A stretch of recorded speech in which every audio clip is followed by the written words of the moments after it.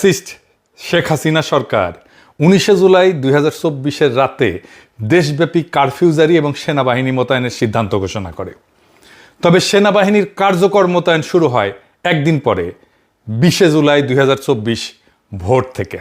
সেই ভয়াল রক্তসিক্ত এবং অশ্রুমাখার সময় থেকে অগাস্ট মাসের 5 তারিখ এবং তখন থেকে আজ পর্যন্ত বাংলাদেশ সেনাবাহিনীর প্রধান জেনারেল ওয়াকারুজ্জামানের দেয়া বক্তব্যের অডিও ভিডিওগুলো এবং তার ভূমিকা ধারাবাহিকভাবে সাজাইলে মুখোশধারী এক হিমশীতল ধূর্ত কালকেউটের দেখা মিলবে। 20 জুলাই 2024 ভোরে সশস্ত্র বাহিনী মোতায়েনের 48 ঘন্টার মধ্যে ওয়াকারুজ্জামান রাজধানীর ঢাকার বিভিন্ন এলাকা পরিদর্শন করে। এরপর সংবাদকর্মীদের সামনে দাঁড়ায় তিনি গণবিক্ষোভ দমনে সশস্ত্র বাহিনীর সাফল্য তুলে ধরেন।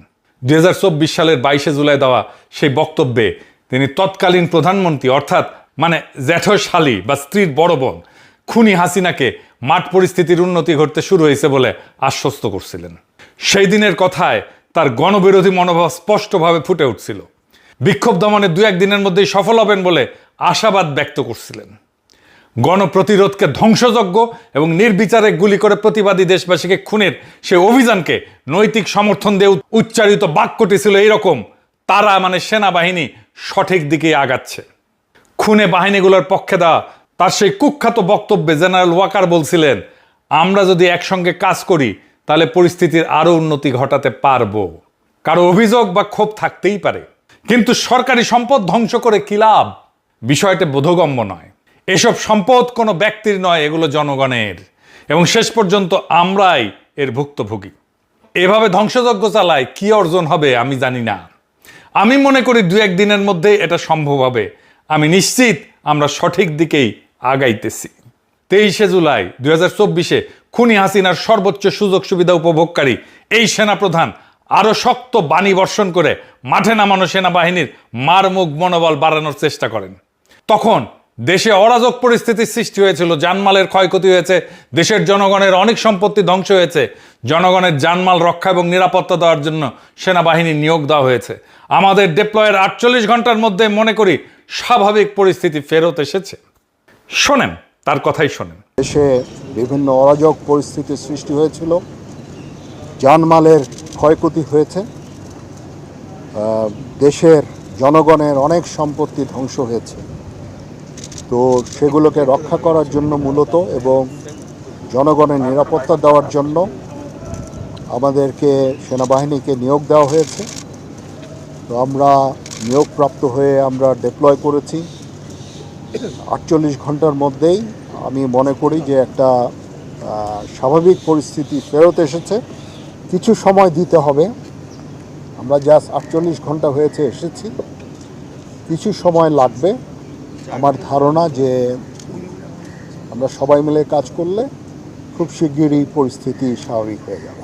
শুনেছেন, 24 জুলাই বুধবার বেলা 11টার দিকে শেরপুর জেলা স্টেডিয়ামে স্থাপিত সেনা ক্যাম্প পরিদর্শন শেষে অফিসার এবং সৈনিকদের উদ্দেশ্যে বক্তব্য রাখার সময় নিজ সাফল্যে গর্বিত জেনারেল ওয়াকার বলেন, পরিস্থিতি নিয়ন্ত্রণে চলে এসেছে, হাইওয়েগুলো স্বাভাবিক হয়ে এসেছে, ঢাকার পরিস্থিতিও স্বাভাবিক হয়েছে। সেদিন প্রকাশিত এনটিভির খবরে লেখা হয়েছে, শেরপুরে তিনি বেশ দম্ভভরে বলছিলেন, মূলত সমস্যাটা ছিল ঢাকায়, দেশের কিছু স্থানে বিচ্ছিন্ন ঘটনা ঘটেছে, আমরা অল্প সময় সব নিয়ন্ত্রণ করতে পেরেছি। ওই বুধবারে সেনাবাহিনী প্রধান গণপ্রতিরোধে বিধ্বস্ত নরসিংদী পরিদর্শন এবং জেলা কারাগার পর্যবেক্ষণ শেষে সশস্ত্র বাহিনী সহ বিভিন্ন বাহিনীর সদস্যদের উদ্দেশ্যে দেওয়া বক্তব্যে বলেন, পরিস্থিতির উন্নতি হয়েছে, যা সম্ভব হয়েছে তোমাদের অক্লান্ত পরিশ্রম, ডিসাইসিভনেস, বোল্ডনেস। তোমরা চমৎকারভাবে তোমাদের দায়িত্ব পালন করেছো। ফলশ্রুতিতে তোমরা ঐক্যবদ্ধভাবে সেনাবাহিনী, নৌবাহিনী, বিমান বাহিনী কাজ করেছে। পুলিশ, র্যাব, এপি ব্যাটালিয়ন, পুলিশের আনসার সবাই মিলে আমরা এই কাজটা করেছি এবং এই কাজটা আরো কিছুদিন জারি রাখতে হবে, পরিস্থিতি স্বাভাবিক না হওয়া পর্যন্ত। বক্তব্যটা তার মুখে আরেকবার শোনেন। সম্ভব হয়েছে তোমাদের অক্লান্ত পরিশ্রম এবং তোমাদের এই যে ডিসাইসিভনেস, বোল্ডনেস, তোমরা যে চমৎকারভাবে তোমাদের দায়িত্ব পালন করেছে, সেটার ফলশ্রুতিতে এবং মনে রাখতে হবে যে এটা শুধু সেনাবাহিনী নয়, এখানে নৌবাহিনী, বিমান বাহিনীও কাজ করেছে, পুলিশ, র্যাব, এপি ব্যাটালিয়ন, পুলিশের আনসার কমিটি সবাই মিলে আমরা এই কাজটা করেছি এবং এই কাজটা আরও কিছুদিন জারি রাখতে হবে। তাহলে আমার ধারণা যে আমরা সম্পূর্ণভাবে দেশের যে স্বাভাবিক পরিস্থিতি সেটা ফেরত আনতে পারবো। শুনেছেন, স্বদেশের জনগণের বিরুদ্ধে পরিচালিত সেই যুদ্ধ কিভাবে ক্রমবিকশিত হইতেছিল তা বোঝা দরকার। 20 জুলাই ভোরে সশস্ত্র বাহিনীকে মাঠে নামানোর পর থেকে শুরুতে কিছুদিন মূলত তাদের ছত্রছায়ায় police, BGB, armed police battalion, industrial police, Ansar, নানান আওয়ামী দলীয় সশস্ত্র গোষ্ঠী সহ বিভিন্ন বাহিনী সামরিক মানের অস্ত্র ব্যবহার করে বিক্ষুব্ধ জনতাকে হতাহত করতে থাকে। এতে দেশব্যাপী আন্দোলন বিস্তৃত হতে থাকে এবং পরিস্থিতি ক্রমশ উত্তপ্ত হয়ে ওঠে। বিভিন্ন বিভাগ, জেলা, উপজেলা শহরে বিক্ষোভ ছড়ায় পড়ে। বিস্তার লাভ করা সেই পটভূমিতে সেনাবাহিনী সরাসরি আন্দোলনকারী জনতার উপরে গুলি ছুটতে শুরু করে। মিলিটারি এভিয়েশন এবং বিমান বাহিনীর হেলিকপ্টারও মানুষ মারার অভিযানে যুক্ত হয়। সেনাবাহিনী পুলিশকে গোয়েন্দা তথ্য দিতে শুরু করে কোথায় কোথায় বিক্ষোভকারীরা আছে। সেই জায়গায় পুলিশ যে অভিযান চালায়, গুলি চালায়। শীর্ষ জেনারেলরা গভীর সলা পরামর্শ করে নানান ধরনের সামরিক যানবাহন রাস্তায় নামায় জনগণের ভীতি সৃষ্টির অপচেষ্টা চালায়। জাতিসংঘ শান্তি রক্ষা মিশনে ব্যবহৃত রণসম্ভারও এখানে ব্যবহৃত হয়। ফলে সশস্ত্র বাহিনীর বিরুদ্ধে দেশব্যাপী জনগণের ক্ষোভ, সমালোচনা এবং নিন্দার ঝড় ওঠার পরিপ্রেক্ষিতে তা মোকাবেলায় 28 জুলাই আইএসপিআর একটা বিবৃতি প্রকাশ করতে বাধ্য হয়। সেখানে তারা দাবি করে কিছু স্বার্থান্বেষী মহল কর্তৃক বিভিন্ন বিদেশি গণমাধ্যম এবং সোশ্যাল মিডিয়া সমূহে বাংলাদেশ সেনাবাহিনীর বিরুদ্ধে মিথ্যা এবং বিভ্রান্তিমূলক অপপ্রচার চালানো হইতেছে। এর মূল উদ্দেশ্য দেশ এবং বিদেশের সেনাবাহিনীর ভাবমূর্তি ক্ষুণ্ণ করে বলে অনুমিত। উল্লেখ্য, বাংলাদেশ সেনাবাহিনী দেশের সংবিধান সমুন্নত রেখে প্রচলিত আইনের আওতায় আইন শৃঙ্খলা নিয়ন্ত্রণ, দেশবাসীর জানমালের নিরাপত্তা এবং জনজীবনে স্বস্তি ফিরে আনতে অসামরিক প্রশাসনকে সহায়তার কার্যক্রম পরিচালনা করছে।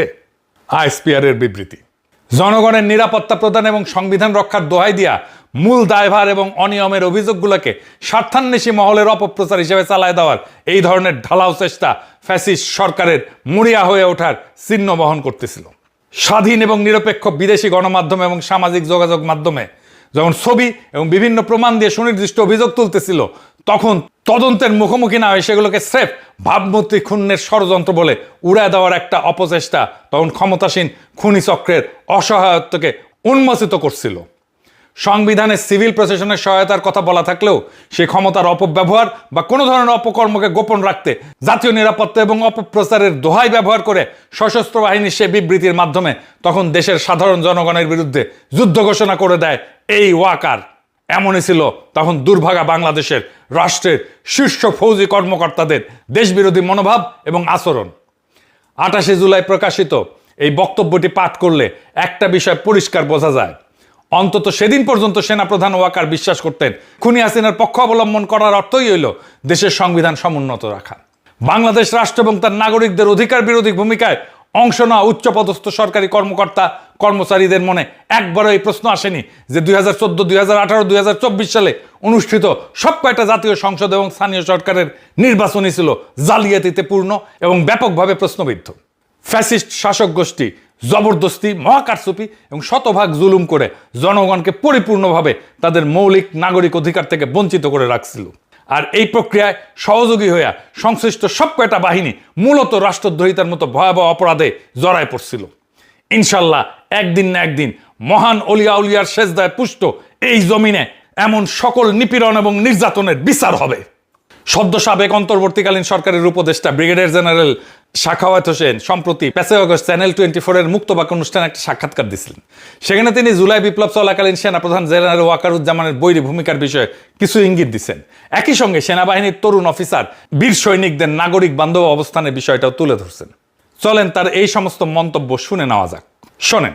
4 আগস্টে আমরা একটা ঝটিকা প্রেস কনফারেন্স করেছিলাম আমাদের রাওয়া ক্লাবে। ওখানে আমাদের বেশ কিছু কয়েকজন, বেশিরভাগই রিটায়ার্ড অফিসার ছিলেন। সেখানে আমাদের প্রাক্তন 2 জন চিফ ছিলেন, একজন জেনারেল নুরুদ্দিন, ইকবাল করিম ভূঁইয়া। তো সেখানে আমরা কয়েকজন সেনাবাহিনীর প্রতি আহ্বান জানিয়েছিলাম যে, কারণ তার পরের দিন কিন্তু আর যেটা আমরা জানতে পেরেছিলাম যে সেনাবাহিনী উড গো ইন অ্যাকশন 5 তারিখে, এবং সেনাপ্রধানও কথাবার্তা বলেছেন, কিন্তু সেনাপ্রধান যেইভাবে তার কথা বলেছেন সেটা আমার কাছে মনে হলো যে he could not say what he wanted to say, এবং তার যে অফিসাররাও জুনিয়র অফিসাররাও বলতে পারেনি হোয়াট দে ওয়ান্টেড টু। আমি বহুদিন থেকে যখনই আমি হাসপাতালে কোনো কারণে গিয়েছি, ওখানে গিয়েছি, আমি সাধারণ সৈনিকদের যে মনের ভিতরে যা ছিল তা জানতাম। তারা দেওয়ার ফ্লেভার গাস্টেড। আমাকে শুধু জিজ্ঞেস করতে যে স্যার আমরা জীবনে ভোট দিতে পারবো কি না, that was only question that. বলে স্যার ওই 2008-এ ভোট দিয়েছি, তারপর তার কোনো ভোট দিতে পারিনি। গ্রামে গঞ্জেও যেখানে যেতাম সেখানে এক কথা। এবং এই সৈনিকদের ভিতরে একটা বিশাল ফ্রাস্ট্রেশন দেখলাম যে যেইভাবে দেশ চলছে, আফটারঅল তারাও তো এই দেশেরই সন্তান, ওরাই আমাকে বলতে পারতো। তো তারপরে যখন এই জুলাই আন্দোলন শুরু হলো, যেহেতু আমি মহাখালীতে থাকি, বেরোতে আসতে বেরোতে দেখা হচ্ছে সোলজারদের সাথে, ওরা 2-4টা কথা তো আমি বুঝে যেতাম যে স্যার কী হচ্ছে, স্যার আমরা কি করব, what should we do. Even 30 তারিখ 29 তারিখে যখন মহাখালীতে কিছু কিলিং হচ্ছিল, তখন ফিউ সোলজার্স যার সাথে আমাদের ওই মহাখালীর মোড়ে দেখা, সেখানে আমাকে তো চেনে সবাই, সেখানেও ওই ওদের একই কথা, স্যার আমরা কী করবো স্যার, আমাদের তো হুকুম পালন করতে হবে। তো এইগুলো আমরা অবজার্ভ করেছি এবং দেখলাম, আমার কাছে যেটা মনে হয়েছিল, আমার কাছে না, আমরা যে কজন ছিলাম, যে সেনাবাহিনীকে যদি নামানো হয় এবং তাদেরকে কিছু কিছু জায়গায় করেছে, কিন্তু যদি ঢালাওভাবে আপনি আর্মিকে বলেন যে now you take over, police যা করেছে ইউ ডু ইট, আমি টোটালি মানে এক ধরনের স্যাঙ্গুইন ছিলাম যে আর্মিতে রিভোল্ট হয়ে যাবে, এবং সেনাবাহিনীতে যদি রিভোল্ট হতো তাহলে ইট উড হ্যাভ গন। শুনেছেন, বাস্তবে কিন্তু তাই ঘটছে। জুনিয়র অফিসার এবং দেশপ্রেমিক ধর্মপ্রাণ বীর সৈনিকদের শান্তিপূর্ণ বিদ্রোহের চাপে খুনি হাসিনা এবং ইন্ডিয়ার বাছাইকৃত তাদের পছন্দনীয় এবং অনুগত জেনারেলরা 36শে জুলাই পশ্চাৎপসরণ করতে বাধ্য হয়েছিল। তাছাড়া 5ই আগস্টের জুলাই বিপ্লব বা 2024-এর গণ অভ্যুত্থান প্রাথমিকভাবে সাফল্য অর্জন করতে আরও কিছুদিন বিলম্ব ঘটত এবং অনেক বেশি প্রাণ বিসর্জন দিতে হতো। কিন্তু দুর্ভাগ্যজনকভাবে জুলাই বিপ্লব চূড়ান্তভাবে এখনও সফল না হওয়ার প্রধান কারণ হচ্ছে ইন্ডিয়ার এজেন্ট এবং ফ্যাসিস্ট হাসিনার 5টা জেনারেলগুলা ওয়াকারুজ্জামানের নেতৃত্বে এখনও বহাল তবিয়েতে সশস্ত্র বাহিনীকে পরিচালনা এবং নিয়ন্ত্রণ করতেছে, কমান্ড করতেছে। এই গ্রুপটাই খুনি হাসিনার পতনের পর মুহূর্ত থেকে নয়া রাজনৈতিক বন্দোবস্তে ফ্যাসিস্ট আওয়ামী লীগকে অন্তর্ভুক্ত করতে সচেষ্ট ছিল এবং এখনও তারা খুবই সক্রিয় এবং তৎপর আছে। আর পেছন থেকে এদেরকে সর্বাত্মক সহযোগিতা করতেছে ইন্ডিয়া সরকার, তাদের নিরাপত্তা গোয়েন্দা সংস্থাসমূহ এবং হিন্দুত্ববাদী ক্ষমতাসীন বিজেপি দল সহ সে দেশের প্রায় সব কয়টা পলিটিক্যাল পার্টি। এইবার আসেন ওয়াকারুজ্জামানের 2 ছায়াসঙ্গী 2 জেনারেলের অপকর্মের ফিরিস্তি আপনাদের শোনাই। Brigadier general Selim Azad 34 BMA এবং শামস মামুন 35 বিএমএ লং কোর্সের অফিসার। এই দুইজন একদম জুনিয়র অবস্থাতেই 2003 সাল থেকে জেনারেল ওয়াকারের স্নেহভাজন, বিশ্বস্ত এবং সুখের মণি। সিলেট সেনানিবাসের প্রশিক্ষণ এবং সেন্টারে কর্মরত অবস্থায় এই 3 জনের মধ্যে একটা বোঝাপড়া গড়ে ওঠে। অবাক হওয়ার বিষয় হলো 2007 থেকে 2012 এই সময় এই দুইজনেই সেলিম আজাদ এবং শামস মামুন 1/11 অবৈধ সামরিক হস্তক্ষেপ পরবর্তী সময় সেনা হেডকোয়ার্টারের সামরিক সচিবের শাখায় পদাতিক বাহিনীর অফিসারদের নথিপত্র সংরক্ষণ, আওয়ামী অফিসারদের পুরস্কৃত করা এবং আওয়ামী লীগ না এরকম অফিসারদের অপেক্ষাকৃত খারাপ পোস্টিংয়ের বিষয়টা নিশ্চিত করত। এই বিষয়টা আমরা পরে আসবো। এটার সাথে বিডিআর হত্যাকাণ্ডের সংশ্লিষ্টতা আছে, এরাও যুক্ত এটার সাথে। এই শাখায় তখন তারা সরাসরি তৎকালীন সামরিক সচিব মেজর জেনারেল রেজানুর রহমান খানের জুনিয়র সহকর্মী হিসেবে কাজ করত। রেজানুর রহমানকে 2009 সালের সংগঠিত পিলখানা হত্যাকাণ্ডে র্যাবের তৎকালীন অতিরিক্ত মহাপরিচালক পরবর্তীতে মেজর জেনারেল এই রেজানুর রহমানের বিরুদ্ধে দায়িত্ব পালনে অবহেলা এবং বিদ্রোহ রুখতে আসা সশস্ত্র বাহিনীর সদস্যদের পিলখানায় প্রবেশে বাধা দেওয়ার অভিযোগ আছে। পুনর্তদন্ত কমিশনের প্রতিবেদন অনুযায়ী সে নিজস্ব দায়িত্ব অবহেলা করে যমুনাতে সময় ক্ষেপণ করে এবং অগ্রগামী দলকে পিলখানায় প্রবেশ করতে এবং গুলি চালাতে বাধা দেয়। কুখ্যাত পলাতক আওয়ামী নেতা বাহাউদ্দিন নাসিমের জ্ঞাতি ভাই এই মেজর জেনারেল রেজানুর, এই রেজানুরের মাধ্যমে শুরু হয় সেনাবাহিনীতে আওয়ামী অনুসারী অফিসারদের চিহ্নিতকরণ এবং তাদের পদোন্নতি, গুরুত্বপূর্ণ দায়িত্বে বসানোর প্রথম দফার কাজটা। আজকের এই ব্রিগেডিয়ার জেনারেল সেলিম আজাদ এবং শামস মোহাম্মদ মামুনের হাত দিয়াই এই কাজগুলো করত এই রেজানুর রহমান। ওয়াকারুজ্জামান যখন সামরিক বাহিনী সচিবের গুরুত্বপূর্ণ পদটা পায় 2013 থেকে 2016 সাল, তখন তিনি 2014 জাতীয় সংসদ নির্বাচনের ঠিক আগের মুহূর্তে তার বিশ্বস্ত এই 2 অফিসারকে বদলি করে পুনরায় সামরিক সচিবের শাখায় নিয়ে আসে। সেই নির্বাচন কারচুপি কইরা আওয়ামী লীগকে জিতায় আনার জন্য পছন্দের বাছাইকৃত অফিসারদের নির্দিষ্ট এলাকায় পোস্টিং দেওয়ার চূড়ান্ত কাজগুলো সম্পাদন করে সেনাবাহিনীতে ব্যাপকভাবে সমালোচিত এবং নিন্দিত হয় ব্রিগেডিয়ার জেনারেল সেলিম আজাদ এবং শামস মোহাম্মদ মামুন। এইবারে আসেন বিডিআর হত্যাকাণ্ডে তাদের ভূমিকা। বিডিআর হত্যাকাণ্ডের প্রাক্কালে কোন কোন অফিসারকে সীমান্ত রক্ষী বাহিনীতে বদলি করা হবে, তখন তার প্রাথমিক লিস্ট তৈরি করছিল আজকের এই ব্রিগেডিয়ার সেলিম আজাদ। তার বানানো তালিকা অনুযায়ী জেনারেল মঈনুদ্দিন গং এদেরকে বিডিআরে বদলি করে। ফলে শহীদ কর্নেল মোহাম্মদ নকিবুর রহমান, শহীদ কর্নেল গুলজার উদ্দিন আহমেদ, শহীদ কর্নেল নাফিজউদ্দিন আহমেদ, শহীদ কর্নেল মোহাম্মদ শওকত ইমাম সহ বেশ কিছু প্রতিভাবান সেনা অফিসার, ন্যাশনালিস্ট সেনা অফিসার কোনো কিছু বুঝে ওঠার আগে হঠাৎ করে বদলি হয়ে রাতারাতি বিডিআরে যোগ দিতে বাধ্য হয়েছিলেন এবং এর চূড়ান্ত পরিণতিতে তারা শহীদ হন। এই ক্ষেত্রে আওয়ামী লীগ এবং ইন্ডিয়ার যোগসাজশে এদের তালিকা করা হয়েছিল, বিডিআরে বদলি করা হয়েছিল এবং দ্রুত এখানে যোগদান করে হত্যার প্রাথমিক কাজটা শুরু করা হয়েছিল এই তৎকালীন সামরিক সচিবের অফিস থেকেই।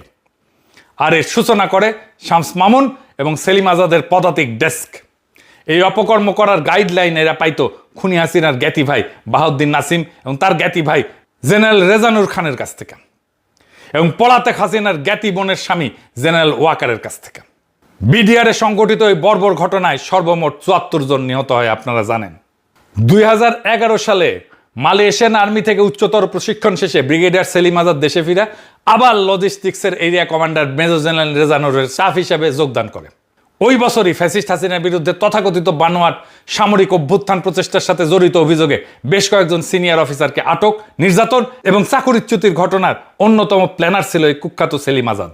এদের এই ধরনের আচরণের কারণে স্বাভাবিকভাবে প্রশ্ন ওঠে, তাহলে সেনাবাহিনীতে কর্মরত হয়ে কি কারণে এই 2 অফিসার তাদের সহকর্মীদের জীবন নাশ, ক্যারিয়ার ধ্বংসের খেলায় মেতেছিল? এর উত্তর লুকায় আছে এই 2 জনের পরিবারের রাজনৈতিক আদর্শ, মতবাদ এবং দৃষ্টিভঙ্গির ভেতরে। ব্রিগেডিয়ার জেনারেল শামসের বাবা AKM শামসুল আলম ছাত্র অবস্থায় চট্টগ্রাম বিশ্ববিদ্যালয়ের ছাত্রলীগের সভাপতি ছিল। মাহালেক খান 75-এ সোহরাওয়ার্দীর বডিগার্ড হত্যার পরে দেশে যে হাতে গোনা কয়েকটা ঝটিকা প্রতিবাদ মিছিল হয়েছিল, চট্টগ্রামের টিতে নেতৃত্ব দিছিল এই লোক, ওর বাপ। আর এই শামসের শ্বশুর ছিল সচিবালয়ে আওয়ামীপন্থী অফিসারদের অন্যতম নেতা, কুখ্যাত দুর্নীতিবাজ আমলা মহিউদ্দিন খান আলমগীরের সাথে মিলে সে 1996 সালে সচিবালয়ে জনতার মঞ্চ গড়ার একজন কারিগরের ভূমিকা অবতীর্ণ হয়েছিল। ব্রিগেডিয়ার শামসের বড় ভাই doctor Noman Dinajpur medical college ছাত্রলীগের প্রতিষ্ঠাতা সভাপতি। এর মানে হইতেছে এদের পুরা পরিবারটাই ফ্যাসিস্ট আওয়ামী কাল্টের অনুসারী। ব্রিগেডিয়ার জেনারেল সেলিম আজাদের বাবা ছিল বিমান বাহিনীর অফিসার। মুজিববাদী আদর্শের অনুসারী হিসেবে সর্বদা বিতর্কিত রাজনৈতিক বক্তব্য এবং বিদ্বেষমূলক আচরণের কারণে এয়ারফোর্স অফিসার্স অ্যাসোসিয়েশন তাকে 3বার সতর্ক করে। এতেও তার শৃঙ্খলা বিরোধী সামাজিক আচার ব্যবহারে কোনো পরিবর্তন না ঘটায় সংশ্লিষ্ট কর্তৃপক্ষ তার মেসে ঢোকা নিষিদ্ধ করে দিছিল। এই সব তথ্য থেকে এই ধারণা পরিষ্কার হয়, তা হইতেছে খুব ছোটবেলা থেকেই আলোচ্য এই 2 অফিসার তাদের অভিভাবক, পরিবারের মতাদর্শ এবং মনস্তত্ত্বে বেড়ে উঠছে। গভীরভাবে আওয়ামী ভাবাদর্শের অনুসারী এই 2 অফিসার ফ্যাসিস্ট মুজিবকে হত্যার দায়ে সেনা প্রতিষ্ঠানের প্রতি বিদ্বেষ এবং ঘৃণার মানসিকতা নিয়ে বড় হয়েছে। প্রতিশোধের আকাঙ্ক্ষা নিয়ে তারা সেনাবাহিনীতে ঢুকছে যেন এই সেনাবাহিনীকে ধ্বংস করে ফেলা যায়। এরা সেনা ইউনিফর্ম পরছে, সর্বোচ্চ সম্মান এবং সুযোগ সুবিধা নিছে, কিন্তু এই প্রতিষ্ঠানের প্রতি তারা অনুগতও থাকেনি, এর প্রতি কৃতজ্ঞও থাকেনি। বরং একে ধ্বংস বা ক্ষতিগ্রস্ত করার জন্য ফ্যাসিবাদী শক্তি এবং স্বদেশের উন্নয়ন, সমৃদ্ধি, গণতন্ত্রের চিহ্নিত শত্রু ইন্ডিয়ার সহযোগী হিসেবে গোপনে কাজ করছে। তাদের প্রভুদের দেওয়া অপছন্দের তালিকাভুক্ত সকল কর্মকর্তার ক্যারিয়ারের প্রোগ্রেশন বাধাগ্রস্ত করছে। আওয়ামী মতাদর্শের প্রতি দুর্বল নয় তেমন কোনো পেশাদার অফিসারদের ঝাঁটায় বিদায় করছে সেনাবাহিনী থেকে। প্রয়োজন হলে গুম খুন নানা ষড়যন্ত্রের আশ্রয় নিছে, জীবন বিপন্ন করতেও দ্বিধা করেনি এবং তাদের চাকরি জীবনের পুরোটা মেয়াদকাল সময় দেশ রক্ষার শপথ ভঙ্গ করছে। মেজর জেনারেল এবং তারপর লেফটেন্যান্ট জেনারেল এবং সম্ভব হইলে সেনা প্রধান হওয়ার লালসায় এরা এখন উন্মত্ত হয়ে আছে। এমন সকল দুর্বৃত্তের প্রধান পৃষ্ঠপোষক, প্রিয় স্বজন এবং মূল অভিভাবক হচ্ছে খুনি শেখ হাসিনার ভগ্নিপতি বর্তমান সেনাপ্রধান ছদ্মবেশী খুনি জেনারেল ওয়াকারুজ্জামান। জুলাই বিপ্লবের সময় সেলিম আজাদ ব্রিগেডিয়ার পদে মিলিটারি গোয়েন্দা পরিদপ্তরের ডাইরেক্টর ডিএমআই হিসেবে গণ অভ্যুত্থান দমনে খুবই গুরুত্বপূর্ণ ভূমিকা অবতীর্ণ হয়েছিল। আর শামস মামুন ছিল আর্মি সিকিউরিটি ইউনিটের প্রধান।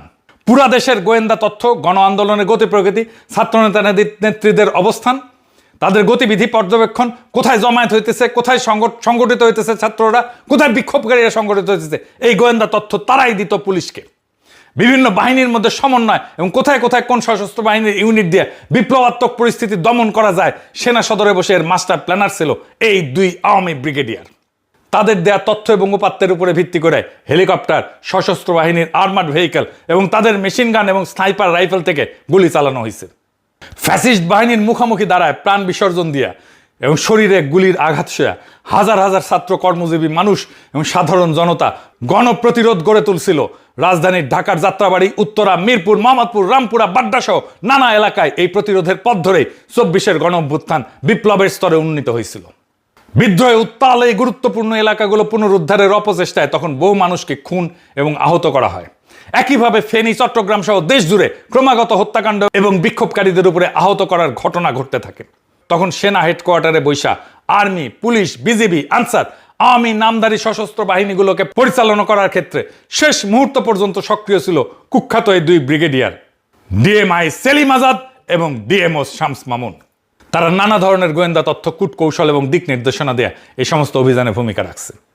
এমন অজস্র গুরুতর অভিযোগ এবং প্রমাণ থাকার পরেও এদের বিরুদ্ধে আজ কোনো শৃঙ্খলামূলক ব্যবস্থা গ্রহণ করা হয়নি। উপরন্ত তারাই এখন পরিচালনা করতেছে বাংলাদেশের সেনাবাহিনীকে। সেনাপ্রধান ওয়াকার, ব্রিগেডিয়ার সেলিম, শামস, অবসরপ্রাপ্ত জেনারেল রেজা আনোয়ারের বাছাই করা কর্মরত জেনারেলদের আওয়ামী ইন্ডিয়ান চক্রের প্রত্যক্ষ পরিচালনায় খুনি হাসিনা সরকারকে শেষ পর্যন্ত টিকায় রাখার প্রাণান্তকর চেষ্টা করা হয়েছিল। শেষ পর্যন্ত রক্ষা করতে না পেরা এরা ফ্যাসিস্ট হাসিনা সহ তাদের পুরো পরিবারকে নিরাপদে পালানোর ব্যবস্থা করে দিছিল। বিমান বাহিনীর বিমানে করে ইন্ডিয়ায় পৌঁছে দিয়ে আসা হয়েছে। এই সব কাজ সুচারুরূপে সম্পন্ন করছিল সশস্ত্র বাহিনীর এই দেশদ্রোহী গ্রুপটা। বিপ্লবাত্মক ওই সময়ে ইন্ডিয়ার কাছে দেশের স্পর্শকাতর সবগুলো গোয়েন্দা তথ্য সরবরাহ এবং শত্রু দেশটার গোয়েন্দাদের সঙ্গে সার্বক্ষণিক সমন্বয়ে জড়িত ছিল সেলিম আজাদ এবং শামস মামুন। খুনি হাসিনার ইন্ডিয়ায় সেফ এক্সিটের দুইটা পৃথক এবং বিকল্প পরিকল্পনা এরাই তৈরি করছিল। ২০২৪-এর ৪ এবং ৫ই আগস্ট সেই প্ল্যানটা অনুমোদন এবং বাস্তবায়ন করছিল তৎকালীন সেনা, নৌ, বিমান বাহিনীর ৩ প্রধান, যারা অভিন্ন ব্যাচের অফিসার এবং ঘনিষ্ঠ বন্ধু। তারপরে ৫ই আগস্টের পরে তারা কি করলো?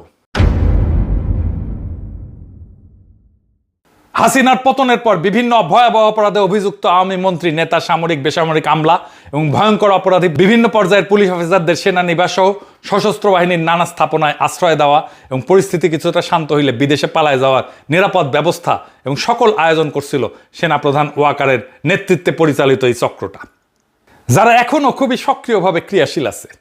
খুনি দুর্নীতিবাজ জেনারেল আকবর, মুজিব, হামিদ সহ যে সমস্ত অপরাধী জেনারেল ইন্ডিয়া পালায় গেছে, গোপনে তাদের দেশ ত্যাগের সমস্ত পরিকল্পনা এবং ব্যবস্থার মূল সমন্বয়ক ছিল সামরিক গোয়েন্দা পরিদপ্তরের পরিচালক এই ব্রিগেডিয়ার সেলিম আজাদ।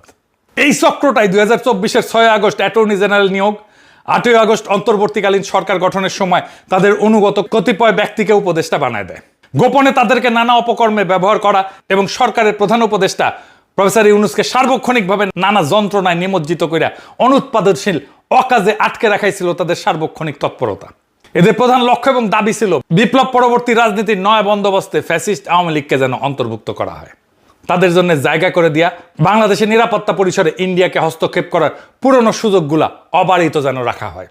এই কারণেই ম্যাজিস্ট্রেসি ক্ষমতা নিয়ে সেনাবাহিনী যে অন্তর্বর্তী সরকারের সময় সাফল্য পায়নি তার প্রধান কারণ ছিল দেশবাসীর অভিপ্রায়ের বিরুদ্ধে আলোচ্য ২ ইন্ডিয়ান এজেন্ট, সামরিক বাহিনীর গোয়েন্দা এবং নিরাপত্তা ইউনিট প্রধানের রেজিস্ট্যান্স বা প্রতিরোধ। তারা অপরাধীদের তথ্য প্রবাহ সংশ্লিষ্ট বাহিনীগুলোর কাছে প্রদান করতে বাধা দিত এবং খুনি আওয়ামী লীগ, ছাত্রলীগ, যুবলীগ সহ ফ্যাসিস্ট রাজনৈতিক অপরাধীদের কাছে তাদের বিরুদ্ধে পরিচালিত অপারেশনের খবর গোপন সূত্রের মাধ্যমে আগে ভাগেই পৌঁছায় দিত। প্রফেসর ইউনূসের যতগুলো তদন্ত সংস্কার কমিশনের কাজ ছিল, শীর্ষ জেনারেলদের এই গ্রুপটা নানাভাবে সেটা বাধাগ্রস্ত করছে। এর স্পষ্ট বিবরণ এবং সংশ্লিষ্ট অপরাধী ব্যক্তিদের খুঁজে পাওয়া যায় গুম কমিশনের রিপোর্টে। এই কমিশনের কাজ শুরু করার মুহূর্ত থেকে একে পদে পদে নানা বাধা বিপত্তির মাঝে গতিহীন করার অপচেষ্টা চালাইছে ওয়াকার এবং তার প্রিয় দুই ব্রিগেডিয়ার শামস এবং সেলিম। এরা সার্বক্ষণিকভাবে অপচেষ্টা চালাইছে যাতে সঠিক তথ্য প্রমাণাদি এবং সাক্ষী দেওয়ার মতো দেশপ্রেমিক সেনা সদস্যরা গুম কমিশনের নাগালে না যায়। সংশ্লিষ্ট অফিসার, সৈনিকদের তালিকা, যানবাহনের লগ বই, মোতায়েনের ইতিহাস কিংবা কোনো নির্দিষ্ট স্থাপনার দায়িত্ব কার উপরে ছিল বা কে তার তত্ত্বাবধায়ক ছিল, এই ধরনের প্রমাণযোগ্য বিবরণ চায় যে অনুরোধগুলো করা হয়েছিল গুম কমিশন থেকে, তার জবাবে সেলিম আজাদ এবং শামস মামুন দীর্ঘ নীরবতা, বিলম্ব অথবা অস্পষ্ট উত্তর দিত। অতি সাধারণ তথ্য আদায় করতেও তাদের বহুবার লিখিত সরাসরি ফলো আপ করতে হতো। একটা এক্সাম্পল দিই, 2025 সালের শেষ দিকে সামরিক গোয়েন্দা পরিদপ্তর এবং সেনা নিরাপত্তা ইউনিট, এই দুইজন শামস এবং আজাদের তাদের দায়িত্বের সনদপত্র এইটা দিবে, এটা সম্মত হতে 2 মাসের নিরবিচ্ছিন্ন ফলো আপ এবং বারবার আলোচনার পর অনিচ্ছা সত্ত্বেও রাজি হয়েছে। গুম কমিশনের চূড়ান্ত রিপোর্টের এই 12.7 ধারায় 9 নম্বর অনুচ্ছেদে পরিষ্কারভাবে ব্রিগেডিয়ার জেনারেল সেলিম আজাদ এবং শামস মামুনকে কমিশনের সাথে অসহযোগিতা, তথ্য আড়াল এবং তথ্য প্রদানের গড়িমসির দায়ে অভিযুক্ত করা হয়েছে। এখানে লেখা হয়েছে বারবার এই মাপের বিচ্যুতি কি করে ঘটা সম্ভব কমিশন সেটা বুঝতে চেষ্টা করেছে। মিলিটারি ইন্টেলিজেন্সের কর্মকর্তাদের যার নেতৃত্বে ছিল BA 5274, যার নেতৃত্ব ছিল সেলিম আজাদ, এবং আর্মি সিকিউরিটি ইউনিটের কর্মকর্তা যার নেতৃত্ব ছিল শামস মোহাম্মদ মামুন, তাদের সঙ্গে কথা বলার সূত্রে ইঙ্গিত পাওয়া যায় যে প্রথম এবং দ্বিতীয় দফায় পালিয়ে যাওয়ার ঘটনা ঘটার পরেও এর পুনরাবৃত্তি ঠেকাতে কোনো কার্যকর পদক্ষেপ গ্রহণ না করায় তৃতীয় দফায় সেটা আবার ঘটেছে। আলোচনার সময় এই কর্মকর্তা আত্মপক্ষ সমর্থনের সুরে স্পষ্টতই দাবি করেন পালিয়ে যাওয়ার ঝুঁকি নিশ্চিত জানা সত্ত্বেও ঊর্ধ্বতন কর্মকর্তাদের উপরে নজরদারি করাটা তাদের দায়িত্বের মধ্যে পড়ে না। তারপরেও ফ্যাসিস্ট আওয়ামী লীগ এবং ইন্ডিয়া অনুরাগী গণতন্ত্রের শত্রু এই দুই মহা অপরাধী কিভাবে এখনো সেনাবাহিনীতে কর্মরত থাকে। এই ধরনের দুর্ভাগ্যজনক অবস্থা এবং পুরনো ব্যবস্থা যদি বহাল থাকে তাহলে খুনি হাসিনার আত্মীয় সেনাপ্রধান ওয়াকার তার পারিবারিক দোসরদের পদোন্নতি দেবে এবং সেনাবাহিনীতে গুরুত্বপূর্ণ উচ্চ পদে বসাবে এবং এটাই ঘটবে। এর মাধ্যমে সে বাংলাদেশকে আবারও 2024-এর আগের ফ্যাসিস্ট জামানায় ফিরে নেওয়ার অপচেষ্টা চালাবে।